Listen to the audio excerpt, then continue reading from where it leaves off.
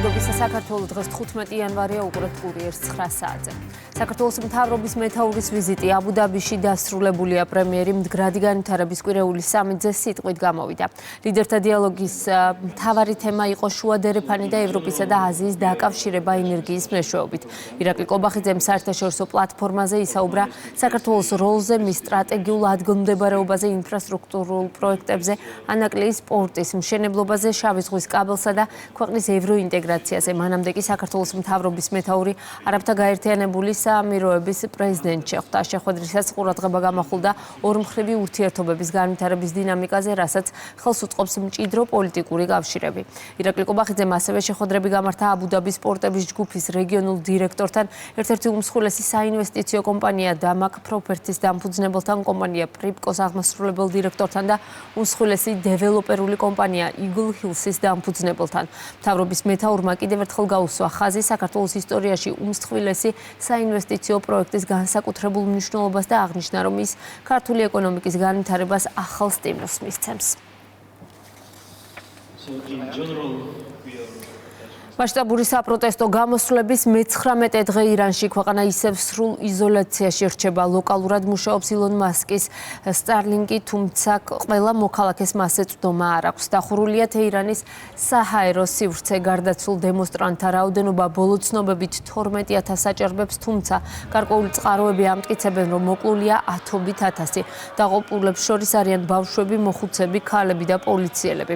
ოფიციალური განცხადებები კეთდება მოვლენების ეპიცენტრში. ირანის საგარეო საქმეთა მინისტრი აცხადებს, რომ ქვეყანაში სიმშვიდე აღდგენილია. დიპლომატის თქმით, მშვიდობიან დემონსტრაციებს მოჰყვა სამდღიანი ძალადობა, რომელიც ისრაელის მიერ იყო ორგანიზებული. მინისტრმა ასევე განაცხადა, რომ უახლოეს მომავალში არც ერთი დაკავებული პირის სიკვდილით დასჯა არ იგეგმება.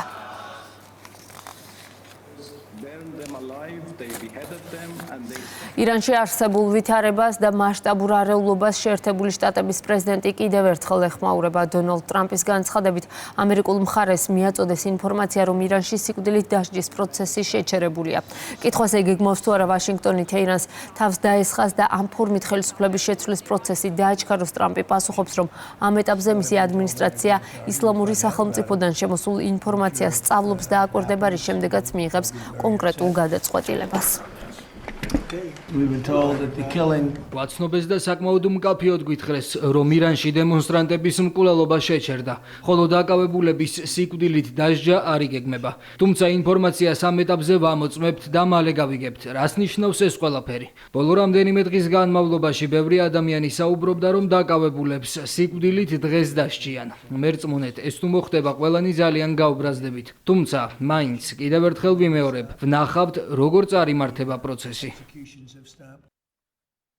გრენლანდიაში სამხედრო ძალების განლაგება გაფართოვდება. გადაწყვეტილება დანიის შეიარაღებულ ძალებში გუშინ მიიღეს. მიზეზად მსოფლიოში არსებული გეოპოლიტიკური დაძაბულობა სახელდება, რაც ოფიციალური კოპენჰაგენის განმარტებით არქტიკის რეგიონზეც აისახა. გადაწყვეტილება მოიცავს საჰაერო ხომალდების, გემებისა და ცოცხალი ძალის რაოდენობის გაზრდას, მათ შორის ნატოს მოკავშირე ქვეყნებიდანაც. დოკუმენტის მიხედვით ამ ოპერაციაში წვლილს შეიტანენ გერმანია, საფრანგეთი, შვედეთი და ნორვეგია. ამ ყველაფრის ფონზე კი კვლავ გრენლანდიის შემოერთებაზე საუბრობს შეერთებული შტატები. დონალდ ტრამპი ამტკიცებს, რომ კუნძული ვაშინგტონის დაქვემდებარების ქვეშ უნდა გადავიდეს და ამ ყველაფერს დანია წინ ვერ აღუდგება. უკრაინის ენერგეტიკულ ინფრასტრუქტურაზე რუსული დარტყმების სიმძიმის გამო სექტორში საგანგებო მდგომარეობა გამოცხადდა. ინფორმაციას უკრაინული მედია ვოლოდიმირ ზელენსკის განცხადებაზე დაყრდნობით ავრცელებს.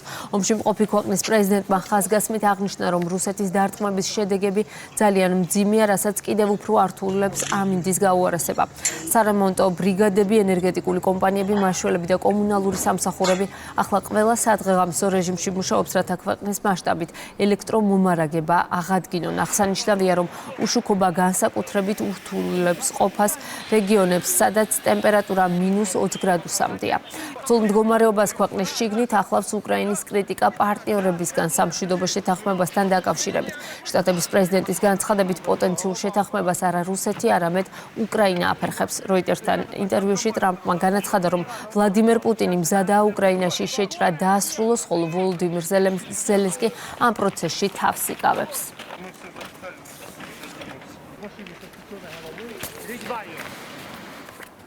პოლიციამ თბილისში მომხდარი მკვლელობა ცხელყვალზე გახსნა. მარჯანიშვილის მიმდებარე ქუჩაზე მამაკაცმა ბასრის აკნით სასიკვდილო ჭრილობები მიაყენა 38 წლის ქალს და ადგილიდან მიმალვა სცადა, თუმცა ის მალევე დააკავეს. მეზობლის მკვლელობაში ეჭვმიტანილი 34 წლის მამაკაცია.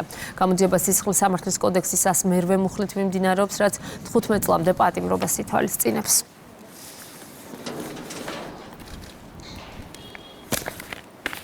რძის სექტორის განვითარების საკითხებზე დარგის წარმომადგენლებს გარემოს დაცვისა და სოფლის მეურნეობის მინისტრის მოადგილე შეხვდა. საუბარი შეეხო 2026 წელს დაგეგმილ ცვლილებებს, რომლებიც პირველადი წარმოებისა და ცხოველთა გადაადგილების კონტროლის გამკაცრებას, ასევე დამატებით ვეტერინარული ნორმების ეტაპობრივ ამოქმედებას ითვალისწინებს. განიხილეს ნედლ რძეში აფლატოქსინის ღრული ნორმისა და წარმოების სახალისების მექანიზმებიც.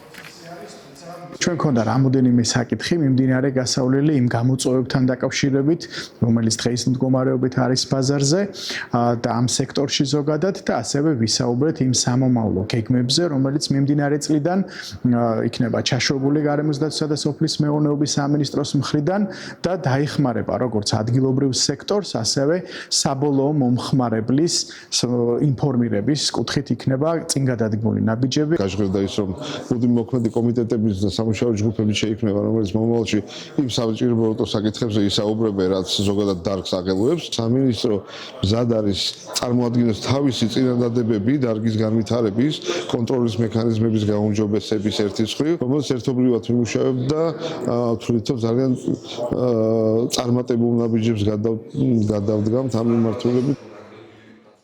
ქართული თეატრის დღე აღნიშნეს ახალციხეში მუნიციპალიტეტის მერმა ვარლამ ციკლაურმა მესხეთის სახელმწიფო დრამატული და ახალციხის თოჯინების სახელმწიფო თეატრების მსახიობებს უმასპინძლა. ადგილობრივი თვითმმართველობის წარმომადგენლებმა მსახიობებს პროფესიული დღე მიულოცეს და ხელოვნების სფეროში ნაყოფიერი მოღვაწეობისთვის მადლობის სიგელები გადასცეს.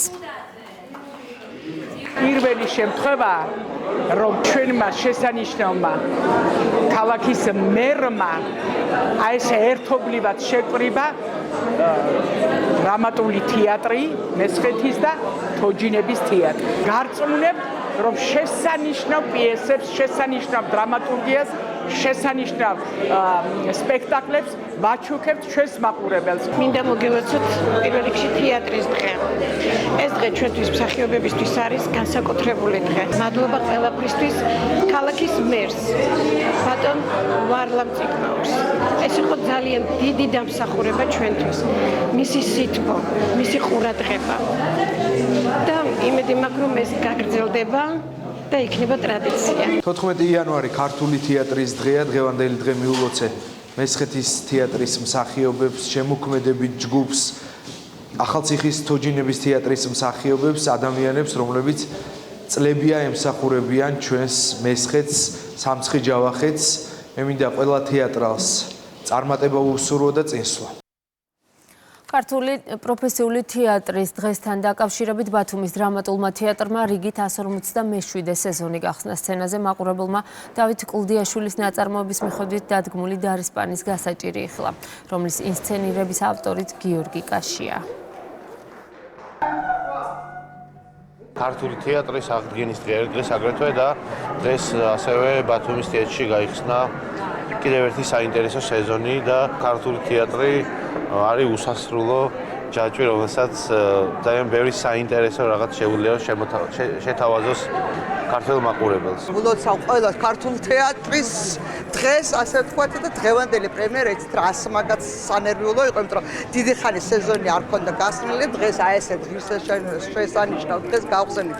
სეზონი დიაშვილი იმითია ძალიან დიდი და ყოველთვის ვამბობ, რომ ის იძლევა საშუალებას საუკუნეების მანძილზე ატრიალო ისე როგორ ჩვენ გინდა. მაყურებელმა მიიღო იმდენად კარგად, ისე სწორად, ისე გადასარევად, რომ ის რეაქციები ზუსტად იქ იყო, სადაც უნდა ყოფილიყო. ასეთი იყო ახალი ამბები ამ დროისთვის. სხვა სიახლეებს შეგიძლიათ გაიცნოთ ჩვენს ვებგვერდზე. მე დაგიბრუნდებით 10 საათზე.